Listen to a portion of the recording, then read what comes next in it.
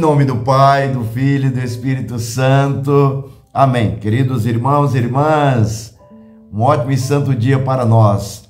Como nós vimos ontem, o que tem que ser divulgado é a justiça e a defesa da vida, o que não estava acontecendo na época de Jesus e bem antes. Vamos acompanhar o Santo Evangelho de hoje, Evangelho do dia, Evangelho de nosso Senhor Jesus Cristo, segundo São Lucas. Naquele tempo, milhares de pessoas se reuniram a ponto de uns pisarem os outros. Jesus começou a falar primeiro a seus discípulos: tomai cuidado com o fermento dos fariseus, que é a hipocrisia.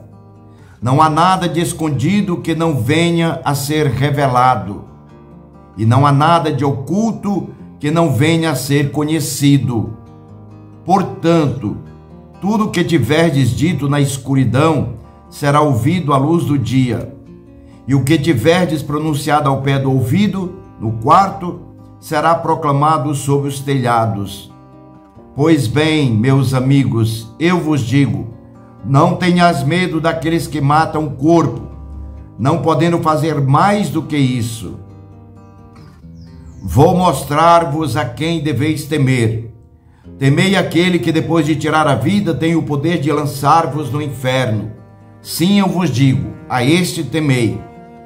Não se vendem 5 pardais por uma pequena quantia? No entanto, nenhum deles é esquecido por Deus. Até mesmo os cabelos de vossa cabeça estão todos contados. Não tenhas medo, vós valeis mais do que muitos pardais.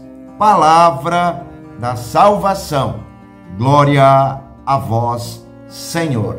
Vejam, queridos irmãos e irmãs, Jesus está falando dele no sentido da justiça, do fundamento da misericórdia, sempre em favor da vida.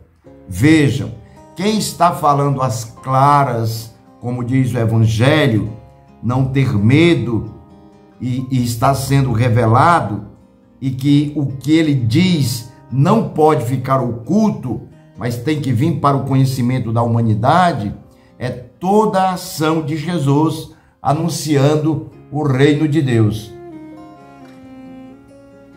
Por isso que hoje o Evangelho nos fala de maneira tão clara do que Jesus está dizendo e aquilo que está acontecendo e já vinha acontecendo por parte dos fariseus e mestres da lei. Por isso que Jesus diz: em primeiro lugar, vou falar para vocês, meus discípulos, cuidado com o fermento dos fariseus. Ou seja, eles não estão ensinando como deveria ser, como eu estou ensinando. Eles usam do artifício da hipocrisia, ficam falseando aquilo que vem de Deus, aquilo que é próprio, que deve ser claro, deve ser dito, não pode ficar oculto. Ou seja, todo esse amor, esta revelação de Deus na pessoa de Jesus Cristo deve ser anunciado. Só Ele pode nos salvar. Jesus, aquele que salva.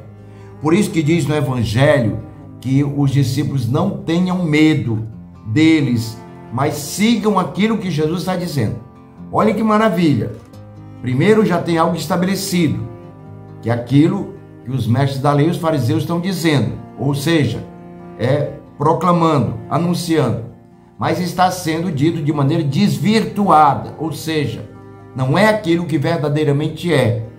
Por isso que cai na hipocrisia, além de não praticar aquilo que realmente deve ser praticado. Por isso que Jesus chama a atenção. Diz primeiro para os seus discípulos, depois diz para toda a comunidade.